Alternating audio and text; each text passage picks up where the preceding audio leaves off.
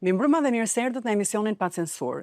I ftuar im sot është kryetari i Partisë Republikane Fatmir Mediu, i cili kohët e fundit ka shpenzuar një kohë të madhe në Washington dhe duket se po mban lidhjet e opozitës me kryeqytetin e vendimarrjes politike botërore.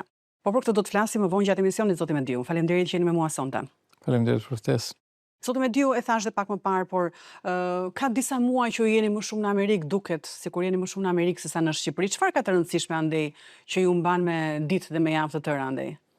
Po e para Amerika nuk është kaq afër që të veshet kthehet brenda ditës dhe kërkon kohën e vet. E dyta, unë mendoj që opozita në mënyrë të padiskutueshme duhet të rifillojë marrëdhënie të qëndrueshme me Shtetet e Bashkuara të Amerikës. Dhe prej kohësh nëpërmjet Kongresit dhe Senatit ne jemi përpjekur që të sillim në vëmendje problemet që ka Shqipëria dhe në mënyrë të veçantë garantimin e zgjedhjeve të lira të ndershme, por dhe të gjithë ato që kanë kaluar nëpërmjet opozitës dhe Shtetet e Bashkuara të Amerikës. Dhe do të them që suksesi i parë i kësaj marrëdhënie ka qenë miratimi nga IDU-ja i një rezolute e cila përcakton qartësisht problemet që ka Shqipëria. IDU-ja është Unioni Ndërkombëtar Republikan. Jo, është Unioni Ndërkombëtar Demokratik. Demokratik, por mbledh ka Republikanët Amerikanë, ka konservatorët britanik, ka Partitë Popullore Europiane, ka Partitë Konservatore Europiane, ka konservatorët kanadez, Australinë, pra është një organizatë shumë e gjerë. Por padyshim që pesha e republikanëve amerikanë është pesha më e madhe, sidomos kur zhvillohet në Washington. Dhe ajo ka përcaktuar që Shqipëria ka dalë tërësisht nga binarët kushtetues, jemi në një shtet tërësisht autokrat, ku kryeministri vendos çdo gjë, nuk ka zgjedhje të lira të ndershme, krimi i organizuar dhe korrupsioni blejnë dhe intimidojnë votuesit dhe shteti përdoret si një aset elektoral i qeverisë dhe i Partisë Socialiste dhe për më tepër edhe faktin që drejtësia përdoret si një armë politike kundër leadershipit të opozitës në mënyrë që t'i garantojë qeverisë një fushë të gjerë për të vepruar dhe për të kontrolluar procesin zgjedhor në Shqipëri. Do t'ju pyes pak më vonë për këtë çështjen e përdorimit të drejtësisë si armë politike, por le të rrim pak te takimet tuaja. Çfarë ndikimi kanë ato për Shqipërinë, përveç kësaj rezolutës që ju përmendni, sepse nuk duket sikur Shtetet e Bashkuara të Amerikës kanë një interes shumë të madh këtu, madje këtu nuk kanë ambasador, janë ende me një të ngarkuar me punë. Po jap disa zhvillime. Fakti që zoti Chris LaCivita, strategu i fushatës së presidentit Trump, fitores presidentit Trump, kanë qenë 3 aktorë kryesor, Chris LaCivita, Suzy Wiles edhe Tony Fabrizio, që kanë bërë ekipin elektoral të presidentit Trump, pranuan që të vinë e të punojnë për opozitën, është një gjë jashtëzakonisht e rëndësishme. Edhe për faktin sepse unë mendoj që zoti LaCivita dhe gjithë ekipi i tij nuk do të vinte për të prishur marrëdhënie me administratën për të ndërtuar marrëdhënie me Berishën apo me opozitën shqiptare. Pra është një lloj mirëkuptimi për të mbështetur konservatorët ose djatën shqiptare. Domethënë kjo është shumë e rëndësishme. E dyta që po ashtu është e rëndësishme është që strukturat veçanta, sidomos në dhomën e përfaqësuesve në Kongres, edhe në Senat të njohin realitetin shqiptar dhe të mbajnë qëndrim raport me realitetin shqiptar. Do të kujtoj se ka ndodhur, po ja kujtoj që ka ndodhur, para disa kohësh Marjorie Taylor Greene ka mbajtur një seancë dëgjimore që quhet Dodge Committee, ku është diskutuar edhe për rastin konkret të Shqipërisë dhe të sanksionimit në mënyrë të qëllimshme të zotit Berisha. Dhe është një proces i cili vazhdon dhe diskutohet në Kongresin Amerikan. Pra, Kongresi ka filluar të flasë për Shqipërinë. Po ashtu opozita ka përcjell shqetësimet e saj si opozitë e bashkuar sekretarit Rubio, por edhe anëtarëve të Kongresit, dhe dua të them që ata tashmë janë në dieni të disa zhvillime dhe shpresojmë që do kenë një qëndrim për zgjedhje të lira të ndershme. Si Kongresi Pra, opozita i është adresuar sekretarit me gjithë problematikën politike dhe zgjedhore që ka.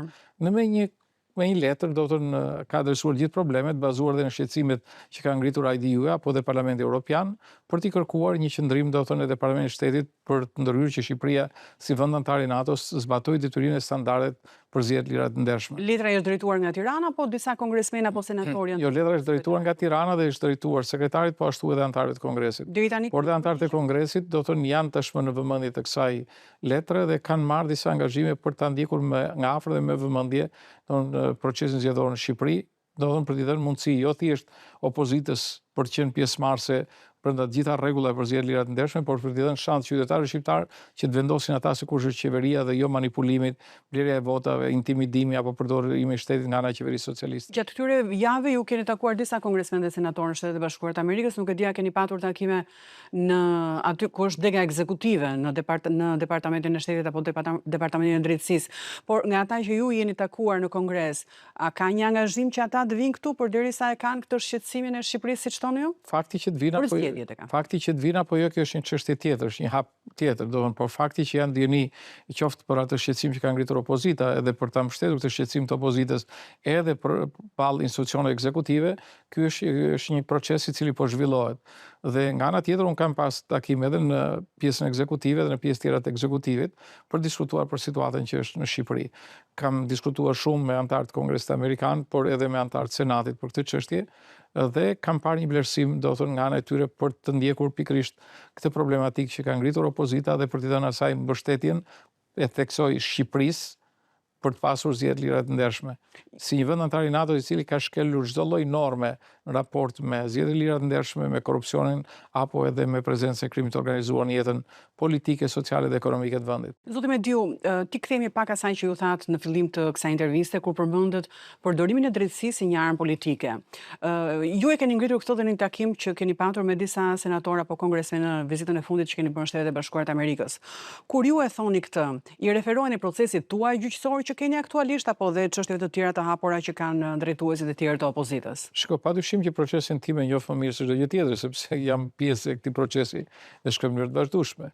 Nëse një çështje hapet në kundërshtim me kodin e procedurës penale, me kodin penal, nëse një çështje nuk respekton elementet minimal të një procesi drejt gjyqësor, nuk respekton garancinë juridike, parashkrimin e tjerë, janë disa çështje të cilat janë thelbësore, atëherë mendoj që kjo çështje nuk ka as më shumë as më pak, por ka një prapavi politike.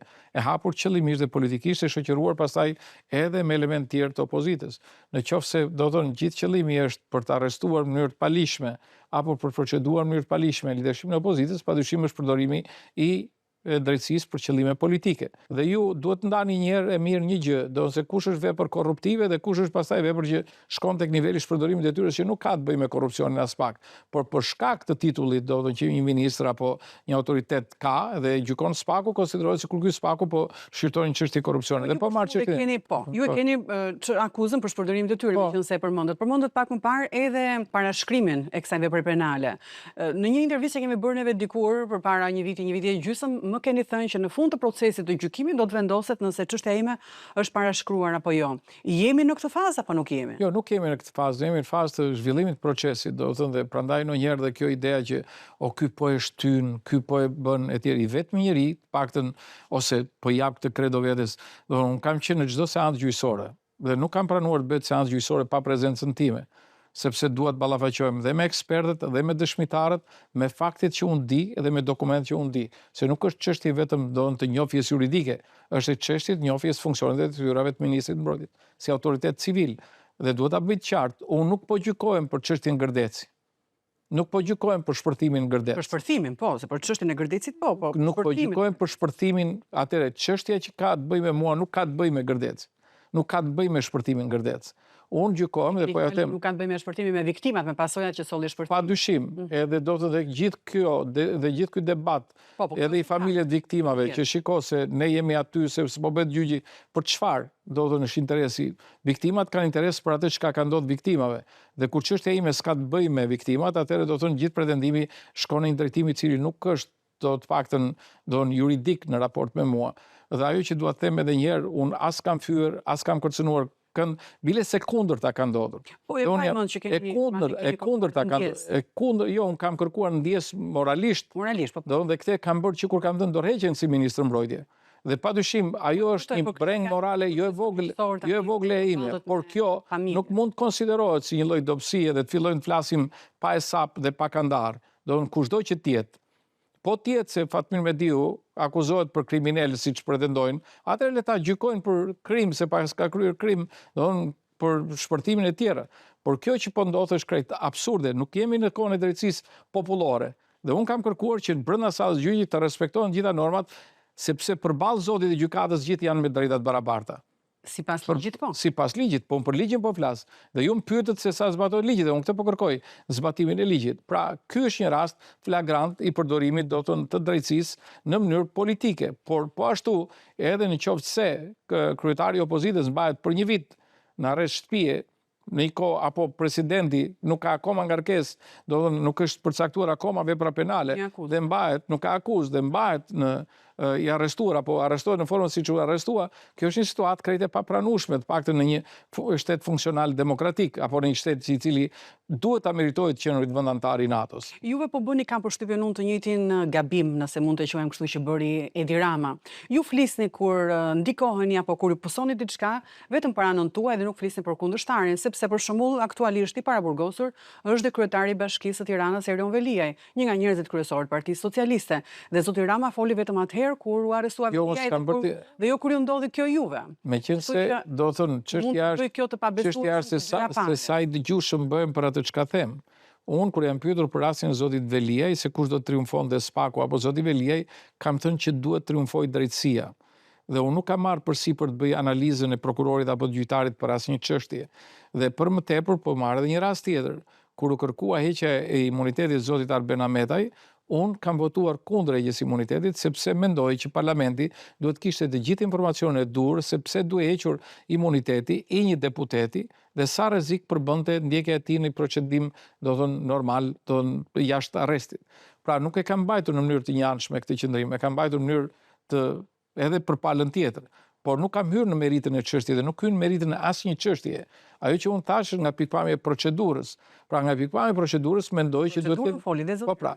Edhe unë këtë po them, edhe unë kam kur zoti Rama tha nuk kemi Republikën e prokurorëve, unë kisha një muaj më shumë që kisha të ngjësimin kon, nuk kemi Republikën e prokurorëve, nuk ka sens ta quajmë vetëm prokurorë. Nuk ka sens ta quajmë Republika e prokurorëve. Dhe ajo çka dua të them për mua nuk ka rëndësi është i majt apo shi djath. Dhe kjo kohë duhet vim që drejtësia është drejtësi, ku politika nuk bën prokurori. Dhe po ta marr në analogji me atë çka bër do në zoti Velia kundër me, kam thënë, në vend tjetër duhet filloja do të mos mbaroja nga mëngjes deri në darkë, siç ka bërë ai me rastin e çështës Gërdeci, do të thënë për gati 17 vite apo dhe diskutime tjera. Por un kam këtë normë morale, kam këtë standard që nuk bëhem vlerësues nga pikpamja e pozicionit që ka një prokuror apo një gjyqtar për një çështje. Por nga pikpamja e qenurit tim politikan, një republik edhe deputet, të paktën për atë pjesë procedurës që e njoh, do të flas. Nuk flas për thelbin, për procedurën e kam detyrë, edhe në faktin dhe pozicionin si deputet, se këto çështje ne i shqyrtojmë edhe në raportet që bën SPAK-u, apo raportet që bën prokuroria, apo raportet që bën drejtësia. Zoti Mediu, ka një tezë që është hedhur së fundmi për shkak të vizitave tuaja të shpeshta në Shtetet e Bashkuara të Amerikës që kanë penguar edhe zhvillimin e seancave gjyqësore. Ka një strategji nga ana juaj për të zvarritur, për të avonuar sa më shumë dhënien e vendimit në gjykatën në shkallës parë gjithsesi? As pak, gjykata po shqyrton në mënyrë normale dëshmitarët, aktet e ekspertimit. Fakti që unë nuk isha prezent në fundit, vinte pas një seance të munguar për arsye nga ana e vetë institucionet drejtësisë që nuk u zhvillua seanca. Dhe unë e kisha të planifikuar aktivitetin e vizitën në Shtetet e Bashkuara të Amerikës. Dhe unë kam një funksion si opozitar, një funksion si politikan dhe duhet plotësoj dhe detyrimet e mia, do të thënë publike, përveç se detyrim që i kam zbatuar në mënyrë të vazhdueshme përballë drejtësisë. Unë mund kisha proceduar edhe me avokatët raport me përgjigjet e ekspertëve apo debatet e çështjes e ekspertëve. Por meqenëse se e marr vetë me atë çështje. Po, ju doni të jeni prezent. Patjetër që dua të jem ta bëj këtë debat sipas gjykimit dhe veprimit që kam bërë në atë kohë si ministër, por dhe ndijen që kam marrë me gjithë dokumentacionin që kam sot, i cili thashë njëherë nuk ka vetëm anën juridike të çështjes, ka dhe anën logjike të funksionimit dhe detyrave që ka ministri i mbrojtjes. Që ta mbyll çështjen e drejtësisë dhe të SPAK-ut dhe të diskutojmë pak në fund për zgjedhjet dhe magjistarin që pritet që të vijë nga Shtetet e Bashkuara të Amerikës, siç e cilëson Sali Berisha, Krisla Sivitën.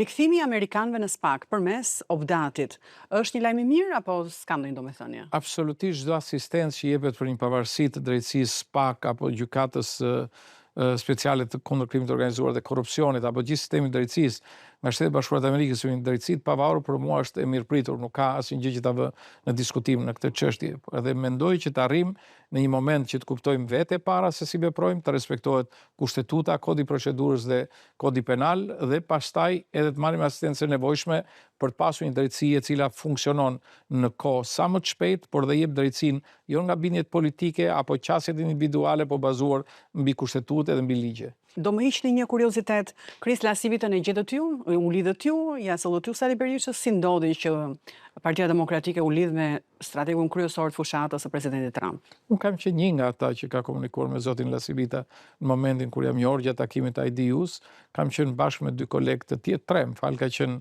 edhe zonja Vokshi, ka qenë edhe zoti Kliçi, ka qenë edhe Enricheno.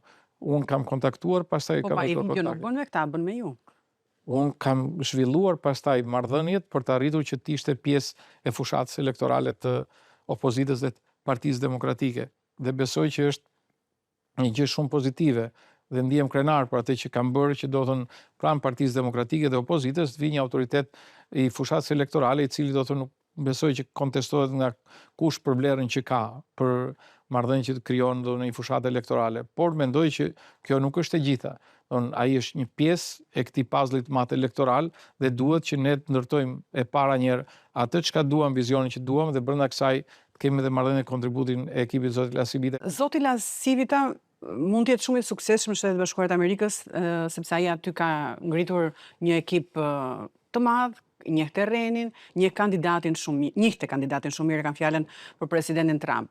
Çfarë garantojnë që këtu në Shqipëri, ku nuk njeh as terrenin, ndoshta nuk njeh mirë as kandidatin, nuk di se si funksionon, nuk ka informacionin e duhur të paktën se si funksionon Shqipëria, që strategjisti i Trumpit të ketë sukses edhe si strategjisti Berishës? E para njëherë, po se kjo nuk është automatik. Njofjen me autoritetin kryesor drejtues të opozitës se ka goxha, për faktin sepse janë kontakt të vazhdueshëm me njëri tjetrin, do të thënë dhe kontaktet sot janë më të lehta se ç'kan qenë më parë, ka qenë prezent në Shqipëri, është kontakt do të thënë në mënyrë të vazhdueshme, do të thënë nëpërmjet anës virtuale, por edhe në kontakte bisede telefonike për situatën dhe për zhvillimin e fushatës elektorale. Me ekipin e tij do të jetë akoma dhe më në kontakt. Ajo që është e rëndësishme është që opozita tashmë ka një shtab të mirë formuar, me përbërjen nga subjekt politike opozitare, por në mënyrë të veçantë nga shtabi qendror elektoral që ka Partia Demokratike.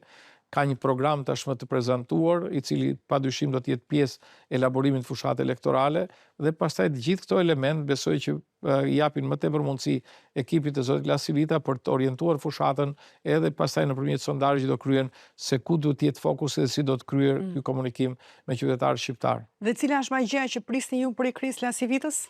Unë besoj tek magjia e shqiptarëve. Dhe magjia e shqiptarëve është për të kuptuar vlerën që ata kanë si njerëz, vlerën që ata kanë si qytetar të lirë, si vendantar i NATO-s. Do të thënë ndryshoni me zotin Berishë, ai thotë që ai është magjistari i fushatës. Jo, unë mendoj edhe një herë, besoj tek kjo magji e shqiptarëve.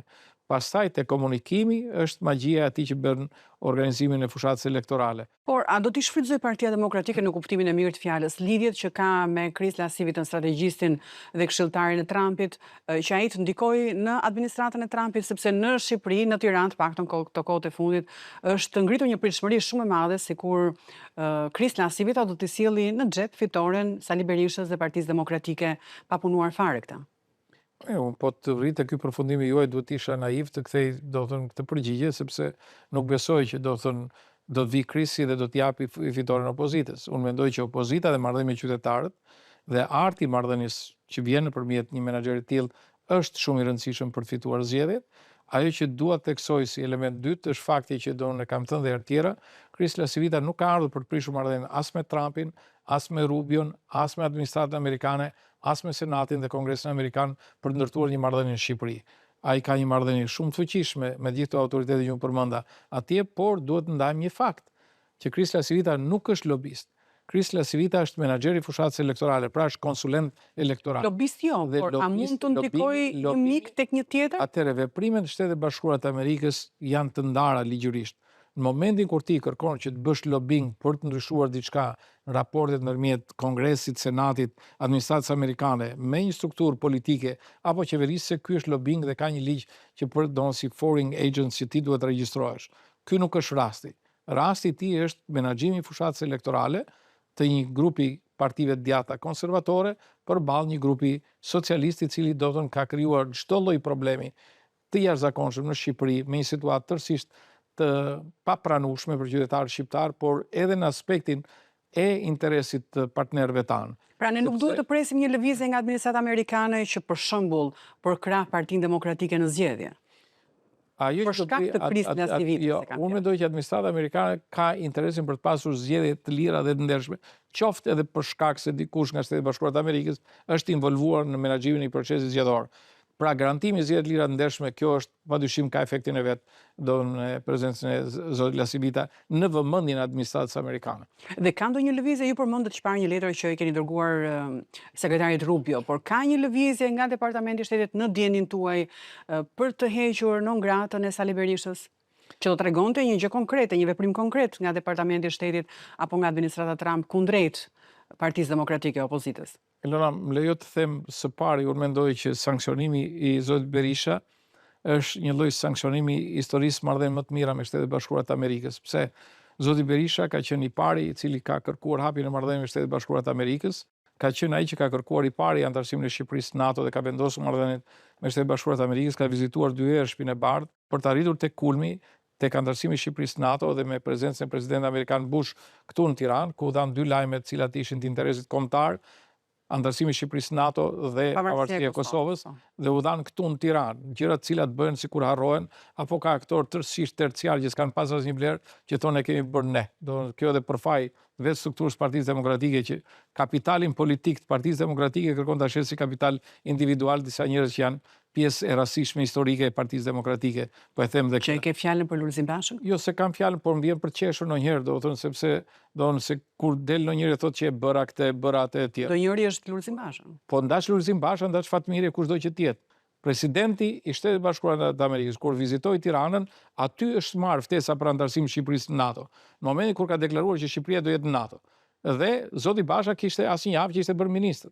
Nuk besoj që brenda kësaj jave u bë organizuar vizita e presidentit Bush apo jo. Qartë. Ishte vizita e cila ishte përpjekur të organizuar kompa. Për me sankcionimin e zotit Berisha është sankcionuar pjesë dhe ajo që unë mendoj është në interesin e Shqipërisë dhe të opozitës është që duhet bëj një përpjekje pafund për ta rikthyer këtë marrëdhënie në shërbim të interesit kombëtar, në shërbim të interesit të Shqipërisë. Dhe besoj, siç ka thënë zoti Berisha, që ka gjithë drejtën për të bërë lobingun që duhet të Shtetet Bashkuara të Amerikës për ta sjellë në vëmendje situatën në raport me sanksionimin e tij, fakteve nëse ekzistojnë. Se këtë ka thënë zoti Berisha. Po, ka një kompani lobuese? Jo, nuk ka në dijenin time. Pra deri tani është vetëm kjo letra? Nuk di që të ketë. Është ky angazhim që është bërë. A letra është vetëm për zgjedhjet apo është edhe për zotin Berisha? Është në tërësinë e problemeve që janë krijuar në kohë. Zoti Mediu, t'ju bëj një pyetje të fundit dhe shpresoj që të më jepni një përgjigje jo nisur nga interesi elektoral i juaj apo i koalicionit ku ju bëni pjesë, sepse ju jeni si një nga njerëzit që ka një realizëm politik pavarësisht rrethanave. Nga 2010-ta, sa besoni që Partia Demokratike do të fitojë zgjedhjet këtë herë? Unë kam bine që Partia Demokratike dhe opozita do të fitojë zgjedhjet. Unë kam bine që shqiptarët do të fitojnë zgjedhjet, të jemi sinqert. Një njeri i cili nuk ngopet me pushtet, kontrollon çdo gjë dhe shkatron çdo lloj gjëje, vetëm për interesin e pushtetit të tij, patjetër që duhet frenuar. Shqiptarët nuk mund të rikthehen dhe të përjetojnë një histori të cilat mund vinë në formë ndryshme, po janë të ngjashme. Një ekonomi e kontrolluar, qytetarë të kontrolluar, biznese të kontrolluara dhe në fund fare ajo që është më e dhimbshme është një Shqipëri e cila po kthehet në një tokë e djegur. Dhe kjo është e papranueshme dhe duhet patjetër që ndryshojë. Dhe unë mendoj që opozita në këtë qëllim që ka, duhet gjejë komunikimin e duhur për të pasur për krajën qytetarë shqiptarë, jo për pushtetin e opozitës, po për shtetin e shqiptarëve. E përsëris jo për pushtet, po për shtet, që do të thotë respektim kushtetute, respektim i lirive dhe drejtave dhe funksionim i këtij shteti, Republike Parlamentare, bazuar në parimin check and balance, ku çdo pushtet njihet çfarë autoritet ka, limitet e veprimit të këtij pushteti dhe çdo pushtet i shërben interesat e tyre që kanë zgjedhur qytetarëve shqiptar. Zoti Mediu, ju falenderoj shumë për intervistën. Faleminderit juve. Së bashku do të shihemi të premten e ardhshme. Mirë takofshim.